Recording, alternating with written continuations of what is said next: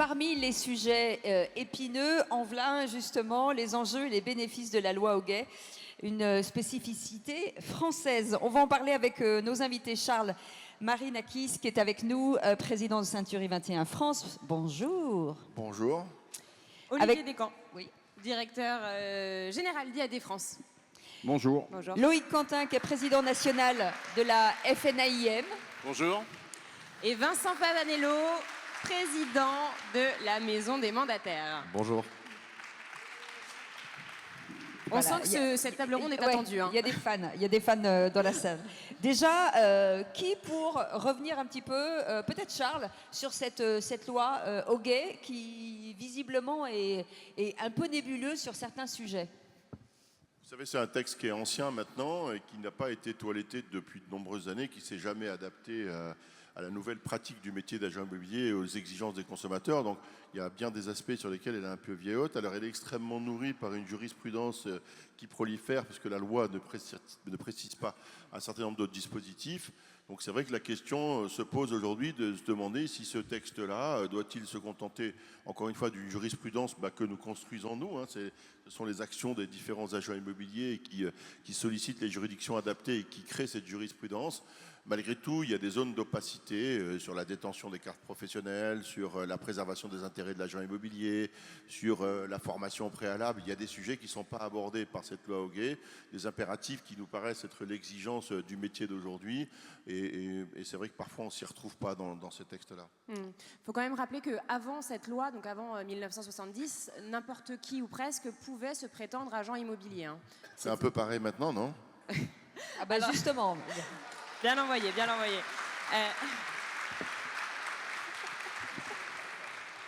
Je crois qu'Olivier Descamps, vous allez pouvoir répondre, directeur général de IAD France, sur les mandataires. Forcément, ça crée un petit schisme dans le milieu. Je ne crois pas que Charles parlait de moi, parce que moi j'ai ma carte, donc je suis tranquille. Non, d'abord la loi Hoguet, il faut être très clair, il y a eu il y a quelques temps l'autorité de la concurrence qui s'y est intéressée. La loi Hoguet, elle protège les consommateurs, comme l'a dit Bérénice. C'est qu'aujourd'hui, donc nous on est favorable à la loi Hoguet, très clairement, elle protège. Et dans certains pays, on en parlait encore hier soir, aujourd'hui les agents qui ne sont payés qu'au résultat protègent les consommateurs. Donc cette loi, elle est protectrice. Nous, IAD, vous nous connaissez, on est à peu près 14 000 en France. On est titulaire d'une carte immobilière qu'on délègue, on mandate nos agents commerciaux, mais comme il y en a presque, Loïc pourra le redire tout à l'heure, près de 60% dans les agences vitrées, donc on a les mêmes profils, nous on est 100% agents commerciaux, les agences vitrées sont à 60% d'agents commerciaux.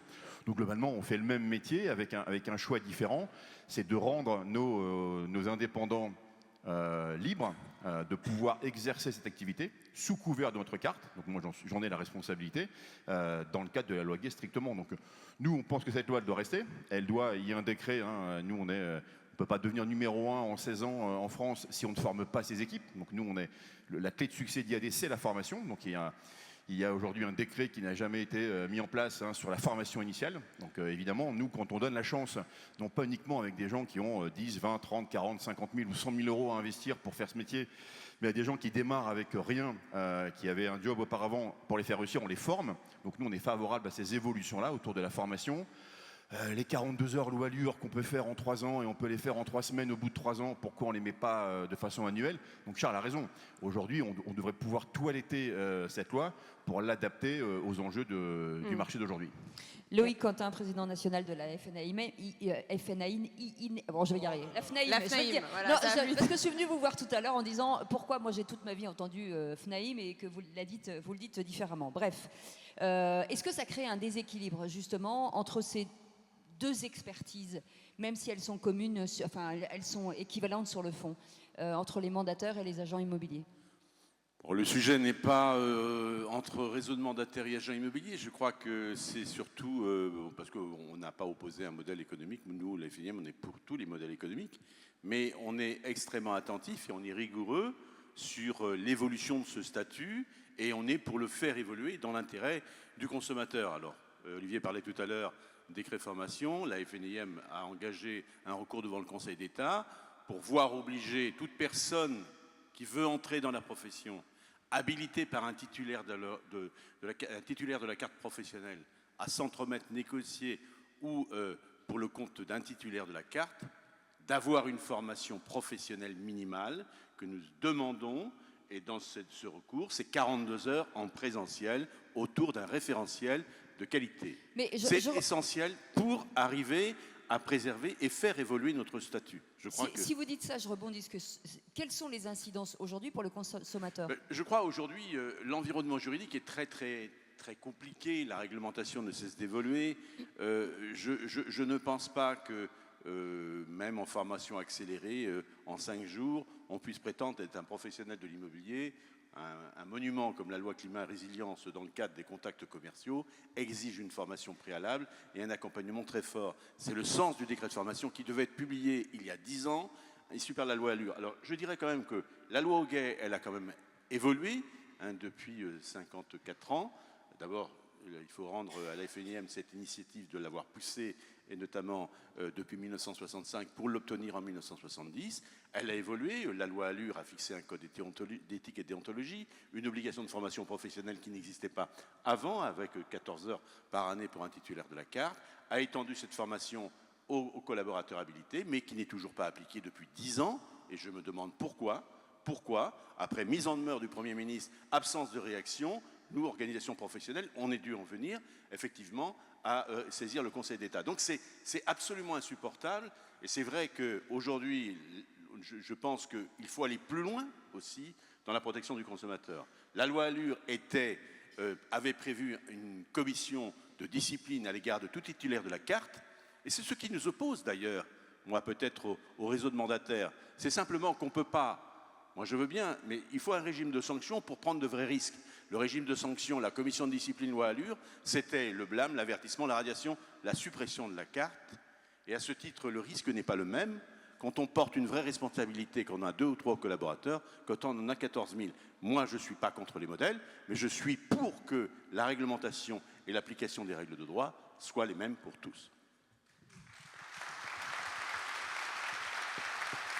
On ne peut qu'attendre une réponse de Vincent Pavanello, président de la maison des mandataires. Des mandataires, pardon. Oui. C'est très intéressant ce débat entre les modèles et je crois y avoir participé à cette même place il y a 3 ans, mais je me dis que si notre ami Cédric organise cet événement tous les ans, c'est peut-être qu'on ait ce débat de manière un peu différente et en le mettant dans le contexte actuel. Et je pense que le contexte actuel, ça a été dit, c'est ce fameux rapport de l'autorité de la concurrence qui est quand même un geste fort, arrivé dans un contexte politique qui n'a peut-être pas permis l'accueil qu'il méritait, mais qui est un acte fort qui est posé par l'État. Et si on lit les premières pages de ce rapport, l'autorité de la concurrence s'étonne, s'inquiète de 2 choses parmi les plus importantes. Le premier, c'est le coût. Et d'ailleurs, ils disent qu'on est plutôt à 5,8 TTC en moyenne. Je parle du pourcentage de commissionnement des agents. Là où l'Europe sera à 4, on peut sûrement affiner ces chiffres-là. Mais en tout cas, ils disent que vous êtes trop cher. Et je pense d'ailleurs qu'ils en tirent une conclusion fausse, mais on en parlera peut-être après sur la concurrence. Et ils disent, deuxième remarque, nous pensons que l'offre telle qu'elle est présentée, au fond ce package unique ne permet pas aux consommateurs d'y voir clair et de faire le tri. C'est un petit peu les 2 critiques qui sont faites. Et c'est, je trouve, dans ce contexte-là qu'on peut discuter, échanger, débattre sur ce que propose la FNAIM et puis les modèles traditionnels, puisque un des enjeux de l'autorité de la concurrence, c'est de dire les prix sont trop chers, car le marché et car le métier n'est pas assez ouvert. Et je pense d'ailleurs qu'ils se trompent dans cette remarque-là. Mais c'est leur point de départ. Eux-mêmes proposent de faciliter les conditions d'accès à cette profession. Je ne pense pas être en mesure de les suivre. Je dis simplement que proposer l'inverse, d'une façon ou d'une autre, de manière plus ou moins radicale, via une formation initiale obligatoire sur laquelle les réseaux ne sont pas en désaccord, via la limitation du nombre de conseillers rattachés à une carte, il y a plusieurs façons de limiter l'entrée. Je pense que c'est dire au gouvernement, aux gens qui nous gouvernent, non seulement on n'est pas d'accord avec l'autorité de la concurrence, mais on propose même quelque chose de radicalement opposé à la principale proposition. Et sur le deuxième point, et j'en terminerai là-dessus, aller vers un système, au fond, d'agents immobiliers de seconde zone, de conseillers immobiliers différents les uns par rapport à les autres. Je pense que c'est un petit peu aussi une des idées de mieux marquer la différence. Là aussi, je pense que c'est ne pas avoir entendu ce que demande l'autorité de la concurrence, qui est, à l'inverse, j'allais dire, une simplification et un travail de mise en ordre de manière à ce que le consommateur s'y retrouve mieux. Donc moi, c'est mes 2 points d'actualité par rapport à ce qui a été dit. J'ai l'impression qu'on veut fermer le métier et faire des sous-catégories dans ce métier, à un moment où l'autorité de la concurrence, et je ne suis pas en accord avec tout ce qui a été écrit dans le rapport, dit plutôt il faut l'ouvrir davantage pour qu'il y ait plus de concurrence, pour que les commissions baissent, et il faut le simplifier. Voilà, c'est juste une remarque d'actualité sur comment on doit essayer en tant que profession, et là je m'adresse à nous collectivement, dans nos combats qui sont les nôtres, peut-être à ne pas être trop orthogonal par rapport à ce qui est proposé par l'autorité de la concurrence, qui est un rapport qui n'a pas été bien accueilli, mais qui n'est pas pour autant à oublier et qui reviendra, je pense, sur le devant de la scène. En tout cas, moi, c'est le pari que je fais, surtout dans un moment où le pouvoir d'achat va devenir un sujet de plus en plus sur le devant de la scène. Une petite réaction peut-être, Charles Marinakis et Loïc Quentin. Et je rappelle aussi que en fait, l'autorité de la concurrence l'avait précisé, ramener les frais à 4%, la moyenne européenne, ça permettrait aux ménages d'investir plus. Ça faisait partie de leurs explications. Charles, une petite réaction sur ce qui s'est dit? Alors, le sujet n'est pas de cloisonner la profession, il est de la réguler, de la sécuriser. C'est un autre sujet. L'autorité de la concurrence, j'ai eu, comme Olivier ou d'autres ici, j'ai moi-même été reçu par la commission et de l'autorité de la concurrence avant que ce rapport ne soit sorti. Je vais vous dire ce que j'en pense, c'est une vague fumisterie. En fait, l'objectif du gouvernement, c'est de disrupter tous les métiers, y compris celui de l'agent immobilier, en imaginant que si on prélève 5,8%, j'en profite pour dire qu'il n'y a pas de différentiel d'honoraires entre les agences immobilières et les agents mandataires. On a sensiblement les honoraires moyens exactement les mêmes. C'est qu'on le fait par plaisir. Mais on le fait parce qu'on a un prix de revient qui ne nous permet pas de faire autrement. Mais moi, si vous m'enlevez la DGCCRF, si vous m'enlevez Tracfin, si vous m'enlevez la CNIL, si vous m'enlevez RGPD, il n'y a pas de problème, je vais baisser mes honoraires. Mais on ne peut pas d'un côté demander aux agents immobiliers de sécuriser, ce qui est tout à fait normal, puisqu'on est un tiers de confiance, de sécuriser la transaction au maximum, et donc de leur demander de prendre à charge un certain nombre de tâches supplémentaires pour que la transaction soit transparente. Et encore une fois, c'est la mission essentielle de l'agent immobilier, et en même temps contester le revenu par ailleurs. Donc je rappelle quand même que c'est un revenu, et Olivier l'a rappelé, qui est un revenu qui est adossé au résultat et qui n'est pas un revenu qui est construit. Et j'en profite quand même pour dire que tous les pure payers, en tout cas une partie des pure payers qu'on nous a présentés comme étant des solutions de disruption du métier d'agent immobilier, des choses absolument fantastiques, des gens qui prenaient 900 € d'honoraires parce que nous on était des voleurs depuis 50 ans, puis de 900 ils sont passés à 1800, puis de 1800 ils sont passés à 4000, puis de 4000 ils sont passés à 3%, et de 3% ils sont passés à 5%. Et la semaine dernière, ils sont passés au tribunal de commerce avec un passif de 19 millions, comme Matera va y aller, comme Haussmann y est aujourd'hui, comme malheureusement on ne peut pas satisfaire des difficultés de d'autres organisations, mais que tout le monde connaît aujourd'hui, qui sont sous procédure de sauvegarde, parce qu'à un moment donné, on a voulu faire d'une situation particulière, qui est une situation de la Covid, avec un marché particulier, quelque chose qui était un trait de consommation définitif. Ce n'est pas vrai.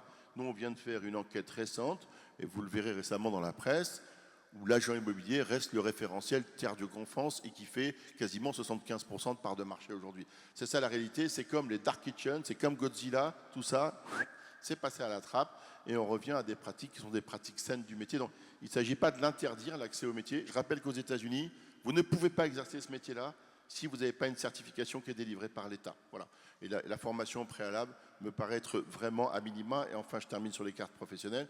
Moi, je n'ai pas de difficulté à ce qu'Olivier ait 14 collaborateurs sous une carte professionnelle. Je veux juste que quand j'ouvre une succursale à 12 km de mon agence principale, on ne me redemande pas une carte professionnelle. Voilà, c'est ça que je veux. C'est que la liberté d'expression, si tant est que ce soit ça l'orientation, elle doit être la même pour tout le monde. Donc c'est...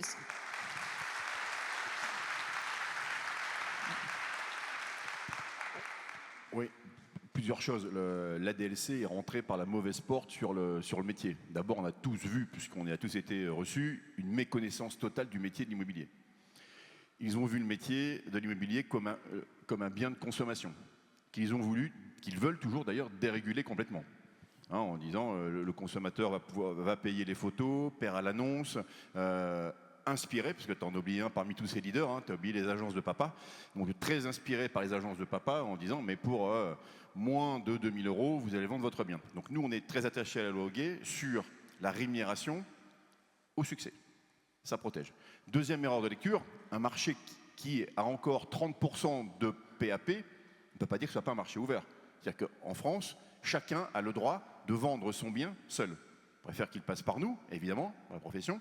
Donc le marché était très très ouvert. Donc ils sont rentrés par une mauvaise voie. Et ensuite, ce qu'il ne faut pas faire, je pense, hein, c'est à l'intérieur de ce terrain de jeu, chaque dirigeant, chaque créateur est libre de créer son modèle. Nous, on a créé un modèle IAD, immobilier domicile, en disant que l'agence, aujourd'hui, par le digital, permettait de se dispenser des frais lourds d'agence. Tu parlais d'un réseau qui malheureusement est en sauvegarde, hein, avec des market centers, avec des frais très importants. Hein. Nous, on est à l'opposé de ça. Et donc, en ayant un modèle léger, on a plutôt des honoraires autour de 3,2. Mais quand des clients veulent nous rencontrer en agence, c'est pas possible. C'est pas très grave, puisque l'important c'est le bien. Donc évidemment, l'important c'est la maison à vendre ou à acheter, plutôt que de venir dans un lieu. Mais néanmoins, donc chaque modèle après choisit sa voie, dans un cadre qui doit être protecteur du consommateur, qui ne doit pas être enfermant. Et moi, je suis assez d'accord avec ce que vient de dire Charles. Hein. C'est-à-dire que nous, on a une carte pour 14 000. Pourquoi on redemande une carte quand on veut ouvrir à 7 km de l'agence d'à côté? Et pourquoi 3 agences vitrées d'un même réseau peuvent avoir 3 barèmes d'honoraires différents dans la même rue, alors que nous, on doit avoir le même barème partout en France? Et donc, il y a ce toilettage dont on parle. Aujourd'hui, il semble nécessaire, mais sur un axe de protection du consommateur et de règles du jeu identiques pour tous les opérateurs.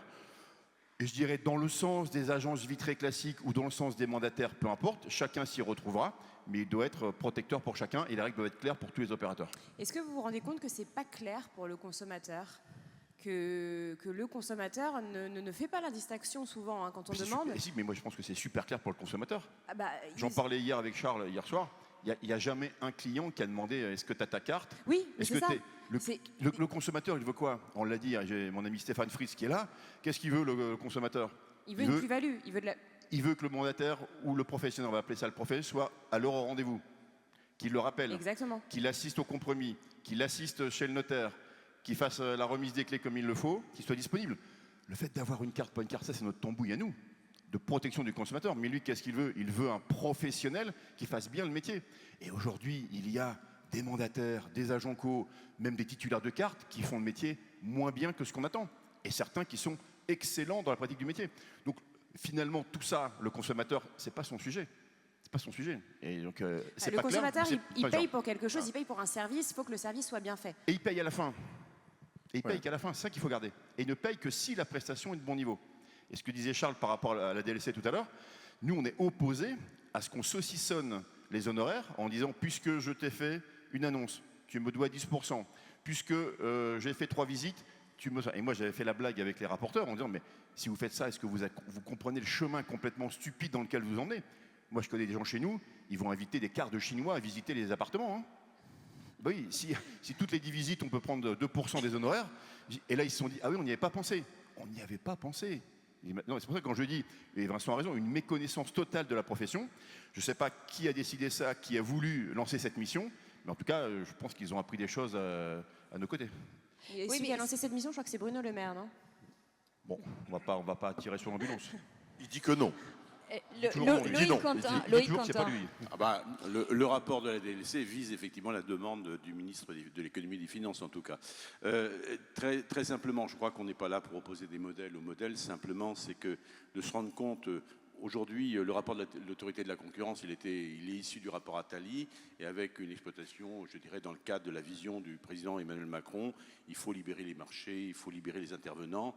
Bon, c'est effectivement, ça va à l'opposition de l'intérêt du consommateur. Quand on a voulu libérer les coûts, comme a dit Vincent, il est vrai que nos prix sont libres depuis l'ordonnance du 1er décembre 1985. Avant, nous étions tarifés avec l'arrêté du 20 février 1974. On avait un barème. Les prix ont été libérés et notamment se sont régulés au cours, je dirais, du temps.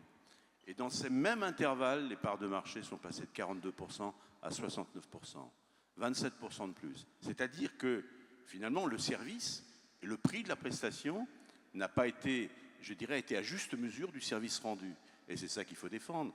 Moi, quand j'ai été reçu par l'autorité de la concurrence au moment des conclusions, j'aurais dit, mais vous vous rendez compte, vous êtes en train d'attaquer un secteur, il n'y a pas de concurrence pure et parfaite, aussi pure que le régime de l'immobilier. Pourquoi? Parce qu'on peut vendre son appartement avec le bon coin, on peut le vendre tout seul, de particulier à particulier, on peut louer son appartement tout seul, on peut faire l'intermédiation, on n'a pas besoin d'aller voir un professionnel, et pourtant nos parts de marché ont augmenté. C'est donc que le prix de la prestation, bien évidemment, il y a juste mesure du service rendu. Et ça, tous les clients qui traitent avec un agent immobilier le reconnaissent et la satisfaction, elle est pleine et entière. Donc pourquoi remettre un système qui a effectivement montré sa justesse et son équilibre et sa sécurité?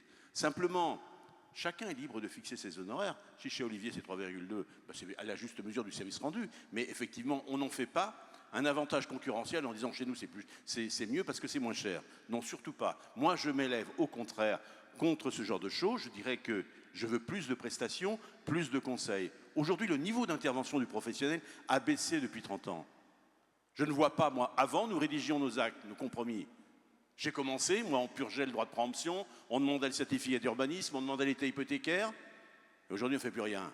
On n'est pas des simples porteurs de clés, on n'est pas des simples visiteurs d'immeubles, on est là pour conseiller, accompagner. Et je vois encore les recours auprès des associations de consommateurs. Moi, je me fie tout à l'heure à ce qu'a dit Julien de Normandie. Julien de Normandie a été un ministre du Logement qui a introduit une notion extrêmement forte dans la loi Elan et qu'on va réveiller, la notion de tiers de confiance. Pour être tiers de confiance, il faut ajuster ses prestations à ce niveau, sécuriser le consommateur, plus grande formation et responsable de ses actes exposés que l'on oppose aux titulaires de la carte. C'est une stratégie majeure et c'est une stratégie déterminante pour l'avenir de la profession. Justement, pour ce tiers de confiance, alors moi je m'oppose, moi je suis à l'extérieur de votre filière, de votre métier, je m'oppose toujours en me disant, voilà, quand on a la carte, on est encadré, véritablement encadré. Comment vous, en tant que patron, avec 18 000 personnes sur le terrain, vous pouvez justement être certain de ce tiers de confiance, être certain que sur le terrain, la ligne que vous avez donnée est forcément la bonne? Juste 14 000, pas 18, pas encore.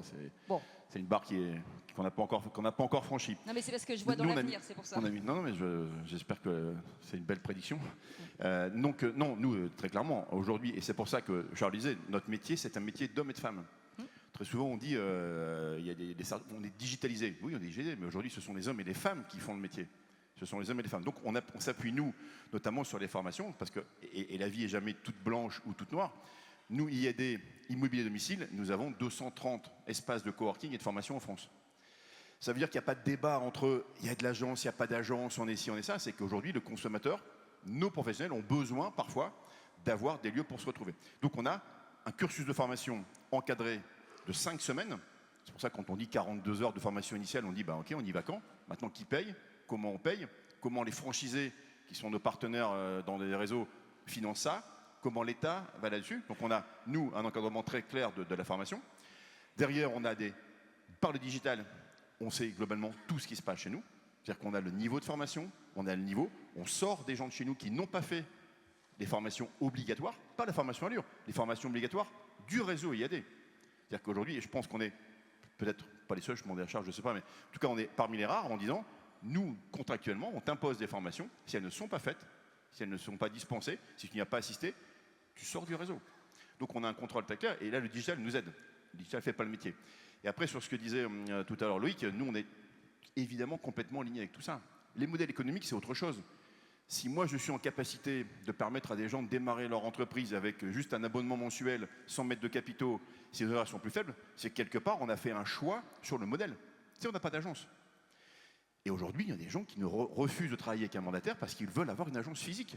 Moi, je ne suis pas de ceux qui disent qu'il n'y aura plus jamais d'agence physique. Il y a des modèles qui vont perdurer. C'est ce qu'il disait ce matin sur la première table ronde. Les agences physiques peuvent rassurer certains consommateurs qui ont besoin de se rendre dans une agence. Et ça, par exemple, vous ne pouvez pas l'apporter, vous. Hyper proximité. Et nous, on ne cherche pas. Je vais donner un exemple très clair. On est en Italie. En Italie, on peut être mandataire immobilier, avoir une agence physique. On l'a interdit à nos mandataires. Parce que notre conviction, c'est que ce sont des frais. C'est pas le business model. C'est pas le business model. Donc on n'a pas d'agence en Italie alors qu'on pourrait le faire. On dit non, on ne fait pas d'agence. Parce qu'on pense qu'on emmènerait nos entrepreneurs vers un modèle lourd et coûteux. Et d'ailleurs, l'un des succès des mandataires, c'est plutôt Vincent qui pourrait en parler, c'est fait dans des territoires où le modèle lourd parfois d'une agence n'est pas supportable par... Le coût n'est pas supportable. C'est impossible. Vincent, justement, d'ailleurs, on l'a vu dans d'autres secteurs, hein, l'immobilier et les vêtements aussi. Enfin, c'est vrai que ce genre de business model, avec le coût de l'immobilier qui flambe, justement, ça peut, Vincent, justement, impacter, ouais. Bien sûr, bien sûr. Et je voulais revenir parce qu'on parle beaucoup du consommateur. Et je voulais dire une chose sur le consommateur. Je suis tout à fait d'accord avec ce qu'a dit Charles et je pense que c'est pour moi le point d'objection que j'ai vis-à-vis du rapport. Le rapport dit plus on met des professionnels, plus les prix vont baisser, plus le niveau des commissions vont baisser. Bon. Il y a deux limites à ça. D'abord, on a essayé avec des modèles que tu as très bien cités et les histoires économiquement tragiques que tu as évoquées. Et puis tu as rappelé un principe de base de la microéconomie qui est que l'offreur offre sa prestation jusqu'à un certain niveau. Il a un plancher. Et effectivement, on a beau mettre de plus en plus de concurrence, il pourrait y avoir 10 millions d'agents immobiliers dans ce pays, personne ne le ferait pour 1%. Tout le monde le ferait pour, alors peut-être pas 5, peut-être 4, peut-être 3,5, peut-être 5. Et donc je suis tout à fait d'accord avec ce point-là, et je le prolonge juste pour dire que je pense que là, on a des sujets de place à traiter peut-être qui peuvent être intéressants, de se dire comment on fait baisser ce coût de revient. Parce que pour le consommateur, l'idée de dire qu'il va payer 5%, mais qu'il y a une bonne raison à ça, qui est que en fait, je prends que des mandats simples, donc il faut que j'en fasse 15 pour un mandat, qu'en fait, il faut que je rémunère un certain nombre d'intermédiaires avant de vendre bien. Bref, ce sont des justifications entre nous, mais le consommateur, il ne le comprend pas. Et moi, je pense que, et c'est l'occasion de cette table ronde où il y a les différents modèles qui sont représentés d'avoir ce genre de discussion, pour moi, notre profession doit se poser la question de son coût de revient. On doit faire baisser notre coût de revient pour qu'il y ait plus de gens qui veuillent offrir leurs services, pas à 1%, pas à 2%, mais pour faire plaisir à l'autorité de la concurrence, pour se rapprocher de la moyenne européenne. Ça, je pense que c'est un souhait et un objectif qu'on doit faire. Et si on y arrive, on aura fait plaisir aux consommateurs et on n'aura pas perdu sur la marge de nos modèles. Bon. Et pour moi, je vois deux axes que je propose au débat et je pense que beaucoup de gens dans cette salle ils sont favorables. La première façon de faire baisser le coût de revient, c'est de diminuer la part des mandats simples. Si l'agent immobilier, il sait que sur 10 mandats en cours, il en a 10 d'exclusifs et donc il va en convertir beaucoup plus que s'il en avait 10 simples, il va moins facturer sur chaque vente. Ça, je pense que c'est un très beau combat de place qu'il faudrait qu'on mène. Et puis il y a un deuxième, et j'en parle sous le contrôle de nos amis de bien ici, ils savent qu'ils ne seront pas visés par ce que je vais dire. Il y a aussi un sujet de ces intermédiaires qui prennent une part de plus importante de la marge qui est créée. Si demain on est plus fort face au portail, et ça ne se fera pas un modèle d'un côté ou un modèle de l'autre, si collectivement on est plus fort face au portail, in fine on baisse le coût de revient et on baissera nos honoraires en maintenant nos marges. Et moi je pense que l'enjeu de notre profession, vu les nuages qui s'amoncellent autour, c'est plus de réfléchir à ce sujet-là. Comment on baisse le coût de revient pour que le consommateur et l'autorité de la concurrence, qui d'une certaine manière le représente, même si il le fait imparfaitement, il puisse dire ok, bah, cette profession, elle a su prendre un certain nombre de décisions et le 5,8 TTC, il est passé à 5. Nous, on a continué à bien vivre. Nos agents immobiliers, nos conseillers immobiliers, nos mandataires, peu importe comment ils sont, ils ont continué à bien vivre. Et moi, je pense qu'on devrait passer moins de temps à comparer les modèles et à essayer de se tirer un peu dans les pattes. Et j'y prends aussi ma part. Chacun a contribué peut-être à ça. Et plus se dire, c'est quoi les grands combats qui nous intéressent. Mandat exclusif, surpuissance des portails. Je pense qu'on a au moins là 2 sujets sur lesquels on pourrait se retrouver. Et il y en a sûrement d'autres. Loïc Quentin. Et juste pour, et je peux en rajouter un, puisqu'on est là réunis par Cédric, c'est qu'aujourd'hui, puisqu'on est tous autour de cette table, bien qu'on fait le même métier, la même profession que l'encadrer, de pouvoir avoir un MLS français porté par la MEPI ouvert à tous les mandataires.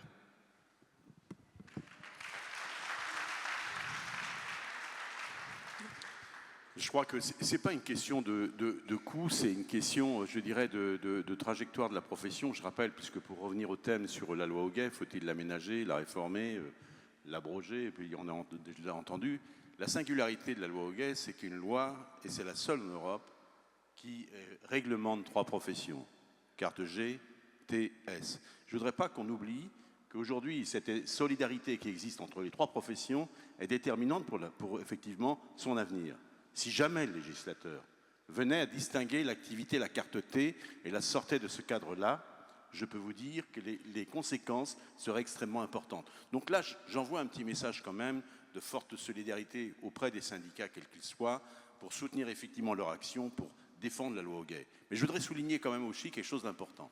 Même s'il y a des oppositions, je dirais des visions différentes, partagées, je voudrais souligner quand même qu'au moment où le rapport de l'autorité de la concurrence a été déposé, j'étais moi prévenu le matin à 12h30 et le soir même à 18h30, tout l'écosystème, les réseaux de mandataires, les franchises, les coopératives, tous les syndicats de l'immobilier étaient réunis pour un communiqué de presse à 21h30 le soir même. Et c'est ça qui est important. On a fait cohésion pour défendre notre profession, défendre notre statut face aux agressions et qui peuvent revenir rapidement sur le marché en fonction des orientations politiques et qui peuvent se dessiner demain. Pensons juste aux gens qui regardent ce spectacle. Moi, je suis d'accord sur les arguments de fond. Et l'idée de dire il faut baisser les honoraires de 6 à 3 et tout ira bien, j'y crois pas une seule seconde, je l'ai dit. Il faut juste que dans nos réactions collectives, nous on n'était pas signataires par exemple de cette lettre-là. Moi, encore une fois, Vous êtes mandataire, non, puisqu'il n'y a pas de carte professionnelle. Oui, non, mais bien sûr, mais c'est pour dire, moi, je suis député de la Nation, j'ai vendu mon logement, j'ai trouvé que 5% c'était cher, et ça, c'est quand même ce que pensent les Français. Et à nous de leur convaincre que c'est pas si cher que ça, bien sûr, encore une fois, je suis de ce côté-là. J'ai une autorité de la concurrence qui regarde et qui dit oui, c'est trop cher, et j'ai des enseignes qui disent circuler, il n'y a rien à voir. Je pense que cette ligne de défense, et je ne dis pas que c'est la seule chose que vous faites, évidemment, il faut juste s'en méfier, et c'est pour ça que ma proposition, c'est de dire comment on arrive aussi quand même à donner le change et à dire ok, on a aussi fait le ménage chez nous sur un certain nombre de sujets, on a pris un certain nombre de décisions collectives parce que je pense sur que lesquels, l'objectif, par exemple, sur lesquels moi j'ai parlé du mandat exclusif, j'ai parlé de la toute puissance des portails, c'est des sujets qui sont extrêmement complexes, je ne dis pas qu'on va les régler ce matin, je dis juste que on peut pas dire nos honoraires sont à ce niveau-là, circuler, il n'y a rien à voir, parce qu'un jour il y aura un Macron de ce monde, son cousin, son fils, que sais-je, qui dira là j'ai l'industrie parfaite sur laquelle je peux taper et ce sera populaire de le faire. Et moi, c'est tout ce que je veux éviter pour notre industrie. Mais Vincent, il y a peut-être deux façons de conduire une transaction aussi. Il y a effectivement être effectivement un acteur passif, ouvrir la porte et puis effectivement l'accompagner chez le notaire. Mais il y a d'autres professionnels qui voient leur métier et l'exercice de leur profession de façon différente, qui n'accompagnent pas le notaire, le client chez le notaire et qui rédigent directement l'acte, qui s'occupent effectivement des formalités, qui le font de façon sécurisée et peut-être qu'on pourra envisager aussi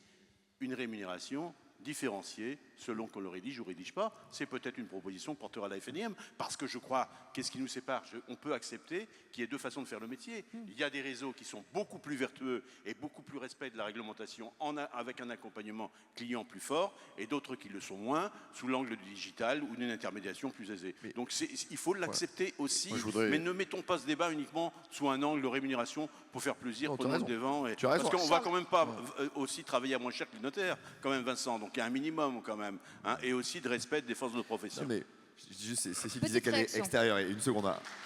Une seconde. Moi, je ne suis pas autant extérieur que Cécile à la profession, mais il se trouve que je regarde d'autres segments de cette profession.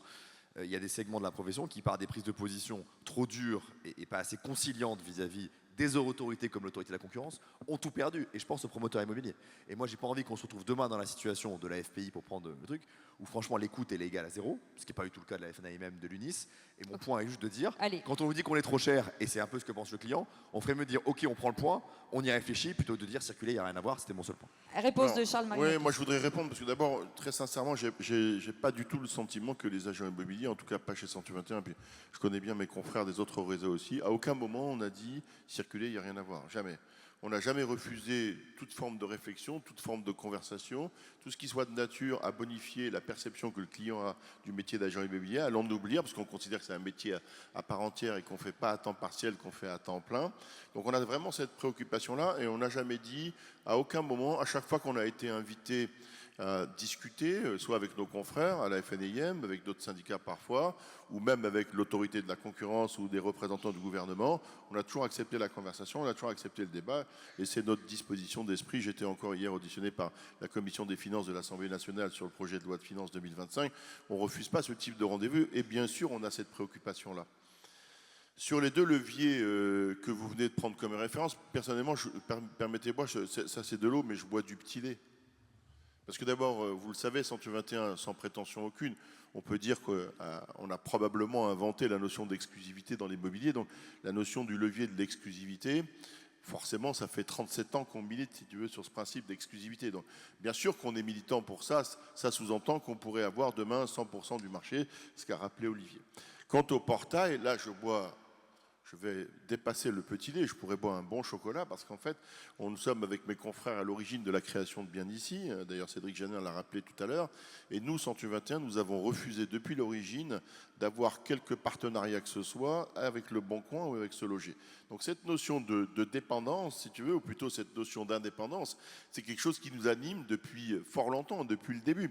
Donc on a utilisé déjà ces leviers et on s'empêche en rien d'avoir une réflexion. Mais à un moment donné, il y a un coût incompressible de la production du service. Voilà. Alors, encore une fois, ceux qui ont le recul de 10 ou 15 années d'exercice de la profession, moi, ça fait le double. À un moment donné, et Loïc, tu le sais, c'est l'agent immobilier à qui on a fait supporter la responsabilité de la transparence de la transaction. Voilà. Et donc, on a additionné les coûts, parlons de la gestion locative, typiquement, où les coûts aussi ont été aggravés. Parlons du syndic de copropriété, tu as rappelé, où les coûts ont été aggravés, mais aussi dans la transaction, où nos démarches ont été aggravées. Alors, est-ce qu'on peut aller chercher de la ressource ailleurs ? Ben, je ne sais pas, peut-être dans l'exclusivité. Est-ce qu'on va, moi, je suis comme Olivier pas favorable à ce qu'on saucissonne la mission d'agent immobilier. J'ai trop de considération pour ce métier pour imaginer qu'on puisse se contenter de faire des visites. Mais en fait, si on voulait vraiment neutraliser l'impact d'une transaction, c'est quelque chose qui n'arrivera pas parce que les consommateurs ne vont pas être réceptifs à ça. Il faudrait qu'en réalité, on puisse facturer une prestation au mandat. Et là, on assirait, d'accord, la charge de la transaction, non pas sur une transaction, mais sur X mandats qu'on arriverait à rentrer. Voilà, ça, malheureusement, la loi OGE ne le prévoit pas, je ne suis pas certain que ce soit le cas. Mais si un tel dispositif n'est pas mis en place, j'ai peur qu'on soit contraint à des taux de rémunération relativement élevés, en tout cas, qui puissent être incompréhensibles pour le consommateur. Après, je rejoins Loïc, très sincèrement. Les honoraires, c'est un souci quand le service n'est pas délivré. C'est ça. On n'a pas assez parlé de la qualité de service. Est-ce que, tout à l'heure, vous en parliez, Vincent, vous disiez que certains consommateurs n'étaient pas prêts à payer autant en commission, mais est-ce que, quand, vous allez me répondre, messieurs, quand le service est vraiment bien fait, quand il y a un accompagnement total, l'agent immobilier va chez le notaire, est-ce que les consommateurs sont peut-être moins regardants quand on est satisfait du service? On est prêt à payer, non? Les honoraires, oui, pour répondre, aujourd'hui, je ne sais pas comment c'est chez toi, mais je pense que c'est pareil. On voit quand même peu de monde, je parle de clients, vendeurs ou acquéreurs selon le type de mandat, qui nous challenge sur les honoraires. Très peu. Quasiment jamais. Quasiment jamais. Il y a eu une réforme, hein, il y a eu un décret qui est... Pourquoi ? Parce que maintenant, ils ne challengent plus parce qu'ils vendent eux-mêmes leurs biens sur PAP, sur le bon coin, vous l'avez dit. Ils en vendaient encore plus il y a 10 ans. Hein. Oui, Loïc a donné la réponse. On a grignoté le PAP avec des honoraires qui sont là. Donc non, aujourd'hui, ils ne demandent pas parce qu'ils savent que ça existe. Aujourd'hui, qu'est-ce qu'ils attendent? C'est une qualité de service. Qualité de service. Et aujourd'hui, je suis d'accord avec Charles. À la fin, on confond toujours le prix et la valeur. Qu'est-ce que cherche le consommateur? De la valeur. Le prix, ce n'est pas le sujet. Non, lui, il veut une valeur ajoutée à votre Il veut une valeur sur la prestation que lui a vendue, proposée, annoncée le professionnel. Quand on arrive en disant bonjour, j'ai appris que vous mettiez votre maison en vente, voici la liste des services que je vous propose, voici l'engagement d'accompagnement que je vous propose. Si le bien est vendu dans un prix qui convient aux parties, dans un délai qui convient aux parties, si le compromis est bien rédigé, si le conseiller va accompagner son client sur les relevés de compteur, s'il accompagne avec définitif, s'il prend soin de lui, au final, je paye non pas un prix, mais la valeur est au rendez-vous. Donc moi, je ne suis pas complètement lié avec... Je comprends la position politique de Vincent, hein, qui a dit attention à ne pas... C'est un peu ce que tu veux dire, je pense. Hein, attention à ne pas se braquer avec un ministère de l'économie et des finances, on ne sait pas qui sera le prochain, en disant... Vous êtes trop cher, et d'accord, Loïc, Charles, on a tous été reçus, ils nous l'ont dit à chaque fois, hein, avec une référence qui était les 2000 € des agences de papa. On dit, mais nous, aujourd'hui, on va pas là-dedans, c'est suicidaire. Ils nous ont pas cru. Hein. Et finalement, 1 an et demi après, la boîte n'est pas par terre, mais pas très très loin. Donc moi, je pense qu'il y a dessus, c'est de continuer à mettre de la valeur dans nos prestations. On n'a pas encore parlé de data, on n'a pas encore parlé de tout ça, tous ces sujets-là, aujourd'hui qui arrivent, comment on les valorise auprès de nos vendeurs et acquéreurs, comment on arme mieux nos conseillers pour apporter plus de valeur. Moi, je pense qu'on est plutôt dans... Et les honoraires entre les vitrés et les mandataires, ce n'est pas un sujet de valeur et de service. Ça, c'est un faux débat. C'est juste que nous, on a fait un choix de ne pas avoir d'agence. Pas avoir d'agence. Juste sur la relation avec le client, on en parlait tout à l'heure de la formation continue pour les agences. Est-ce que vous, à l'issue de ces 5 semaines, régulièrement, vos agences sont reformées sur les lois, sur les pratiques Bien sûr, parce que tout à l'heure, on parlait de 5 jours. Hein, en 5 jours, on n'est pas devenu un pro de l'IMO et malheureusement, on n'en est pas non plus au bout de 5 semaines. C'est mieux que de rien faire, c'est mieux que 5 jours, mais 5 semaines, on n'est pas encore un pro. Donc ils sont évidemment accompagnés au fil du temps, sur un cursus universitaire en ligne, sur un cursus en présentiel, Nous, on a 600 formateurs habilités, on a 600 formateurs partout sur le territoire qui dispensent des formations. On a des partenaires qui viennent les former. Donc, il y a un cursus d'accompagnement durant presque, je dirais, toute la vie. Alors, à la fois sur le métier de l'immobilier et après sur le métier de coaching et d'animation quand ils décident d'avoir de créer une équipe au sein du réseau. Bien sûr, il y a un accompagnement. On a un programme, on a une université, on est comme tout le monde, quoi. Est-ce que vous les récupérez après, Charles Marinakis? Non. Est-ce que Vous les récupérez une fois qu'ils sont... les gens de chez IAD? Oui. Ça m'arrive. Uniquement ceux qui sont formés, en fait. Les autres, Que les bons.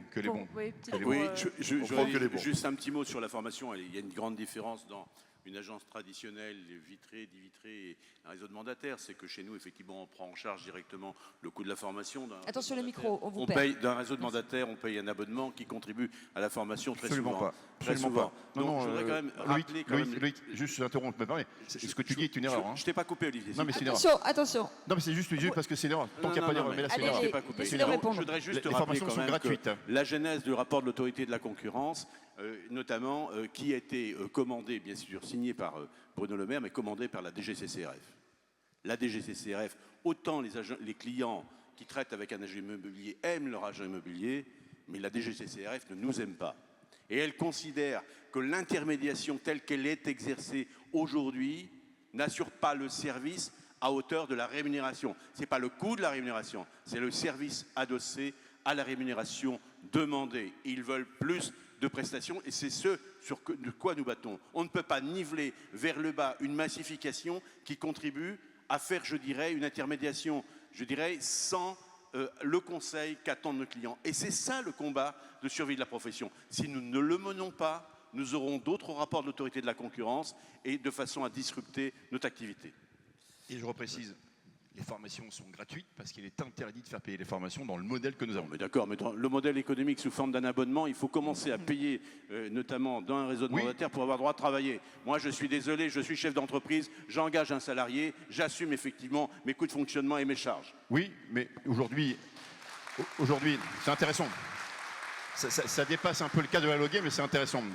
Aujourd'hui, le choix qu'on a fait, et encore une fois, moi je ne mets au pilori personne. Aujourd'hui, quand un professionnel décide de rejoindre l'un des réseaux de l'Arche qui est très représenté, de payer 50 000 € de droits d'entrée, d'investir 200 ou 300 000 € dans une agence immobilière, c'est son choix d'entrepreneur.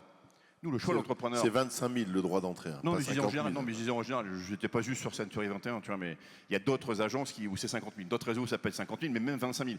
Nous, le choix qu'on a fait, c'est de dire, nous, pour juste 163 €, tu vas avoir accès à tous les services. C'est un choix de modèle économique.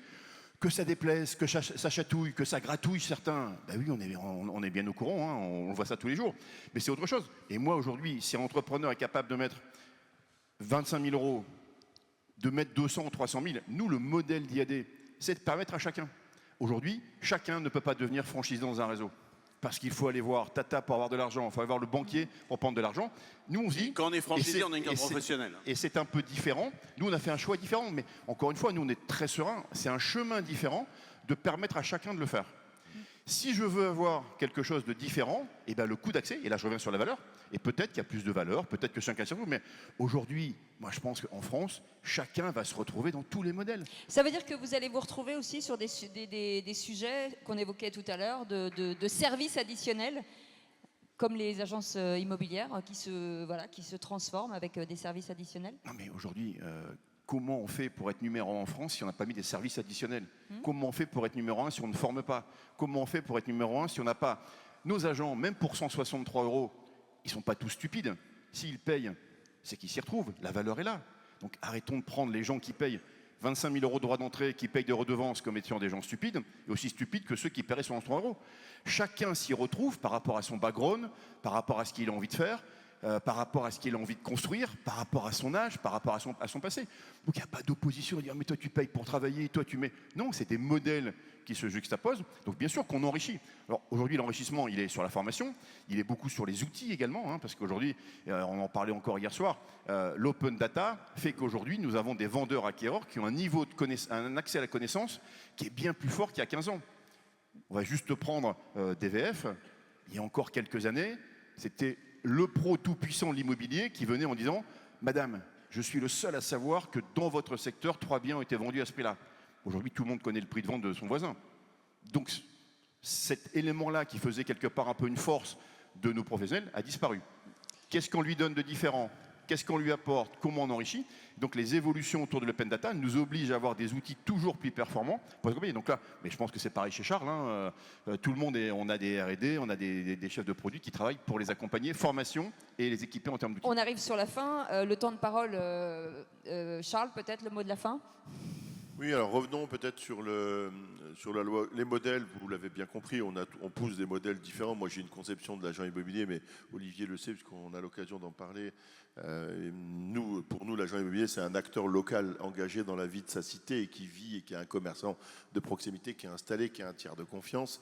Et je vous dis, la dernière enquête que nous venons de mener par un institut de sondage totalement libre nous a conforté dans ce choix-là et cette orientation. Mais au-delà de ça, pour revenir sur la notion de la loi Hoguet, parce qu'en fait on est parti de là, moi j'aimerais que cette loi-là, on puisse la dépoussiérer sur 3 sujets. J'insiste sur la formation préalable. Ça me paraît crucial, et Loïc, tu as bien fait d'intenter cette procédure, parce qu'on ne peut pas se déclarer ou s'inventer agent immobilier du jour au lendemain sans avoir un minimum de compétences. Donc ça c'est un, et ça me paraît tout à fait nécessaire.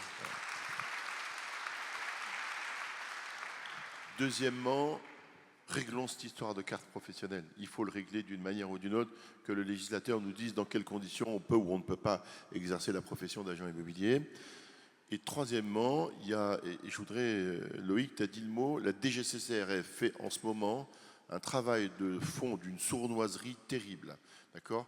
Je ne sais pas qui a vendu l'appartement de Bruno Le Maire, ça n'a pas dû bien se passer le truc là. Vous n'avez pas dû S'il est là, pour le coup, je lui en veux énormément. Je me demande si c'est pas IAD en fait, je me pose la question. Je taquine. Un peu d'humour. Je vois qu'il y a des fans d'IAD à gauche là. Voilà. Par contre, vous n'avez pas la bonne couleur de veste, monsieur, il faudra changer la veste. On les reconnaît moins vite que chez toi. Hein. C'est ça. Et en fait, dernier sujet, il y a quelque chose, j'ai alerté Olivier qui est là, notre ami, Loïc bien sûr, Daniel qui est là aussi de l'UNIS. Il y a aujourd'hui une remise en cause de la clause pénale dans les mandats de vente qui me paraît extrêmement préoccupante. Ça veut dire que ça, si on laisse se déséquilibrer ce rapport entre les mandants et nous, on va être en danger. Je m'explique en 2 secondes. Pardon, est-ce que c'est important? En fait, je m'aperçois que nous tous, parfois, on se préoccupe davantage c'est vrai, les modèles, Vincent le rappelait, une philosophie du métier d'agent immobilier, peu importe le modèle, cela qu'on espérait. Et pendant ce temps-là, la DGCRF nous grignote sur le terrain en faisant des rapports à charge et arrive à obtenir des jurisprudences qui nous sont très défavorables. La clause pénale, vous savez, à l'époque, quand vous arrêtiez un mandat à 100, le vendeur était obligé de vendre à 100. Il n'avait pas le choix que de vendre, parce que vous avez confié cette mission-là. Et puis, à juste titre, les textes ont évolué. Maintenant, quand un vendeur vend à 100, s'il ne veut plus vendre à 100, c'est sa liberté de ne pas vendre. Mais du coup, il était redevable d'une indemnité de clause pénale équivalente au montant des honoraires, au motif, si vous voulez, du travail que vous aviez accompli. Eh bien, la DGCCRF s'appuie sur une jurisprudence assez récente et commence à contester, d'accord, cette clause-là, telle qu'elle est rédigée dans les différents mandats, etc. Ça sous-entendrait que, et là, ça va aggraver, Vincent, le coût de la prestation. J'y viens. Ça veut dire qu'on prend un mandat à 100, que le vendeur décide de ne plus vendre à 100, après tout, c'est sa liberté, mais qu'en revanche, il ne devrait plus rien à personne. Et là, si c'est ça, d'abord pour nous, ça va être extrêmement gênant parce que le butoir, d'accord, de la mission d'agent mandataire, il est à l'infini. C'est-à-dire qu'on pourrait rentrer 1000 mandats et faire 0 vente. Et ensuite, alors là, ça va aggraver le taux de transformation mécaniquement et donc ça va aggraver le coût des honoraires et de la prestation pour nos clients, ce qui n'est pas la philosophie. Donc soyons prudents aussi et la réglementation doit évoluer de ce point de vue-là et on va devoir militer tous ensemble, comme on a su le faire sur d'autres causes, tu l'as rappelé Loïc. Cette cause me paraît être absolument nécessaire. Il faut qu'on se retrouve pour que cette loi Hoguet, elle soit toilettée, encore une fois, pas forcément au détriment de telle ou telle organisation, mais pour rassurer nos consommateurs, parce que finalement, être un tiers de confiance, c'est finalement le plus bel hommage que peut nous rendre le client, c'est de nous considérer comme étant un tiers de confiance. Voilà. Merci beaucoup, messieurs. Merci beaucoup, Charles Marinakis, président de Century 21. Merci, Olivier Descamps, directeur général de IAD France. Merci, Loïc Quentin, président national de la FNAIM. Voilà, et merci Vincent Pavanello, président de la Maison des mandataires. Peut-être un petit mot de Cédric Levaux sur ces débats passionnants depuis ce matin, pour clore ces débats ici dans l'Atrium. C'était pas prévu, mais tout petit mot de clôture. Merci à tous pour votre présence. Je suis très satisfait de cette 6e édition. Merci à nos 2 présentatrices. Vous avez fait un travail remarquable. Vous avez été super dans la distribution de la parole. Et puis un grand merci à toutes les équipes techniques. C'était top aussi. Les équipes de l'Arsenal et notre ami Simon Grosjean de la société Avance. Je vous assure, avec ses équipes et principalement Thomas, le site, CE, ce sont des véritables partenaires, ce n'est pas un prestataire. Ils ne se défraient même pas pour le travail qu'ils ont réalisé. Ils se sont investis pour vous, pour nous. Donc un grand merci à ce partenaire majeur, la société Avance, et à Thomas particulièrement. Et merci Bérénice. Merci Cécile.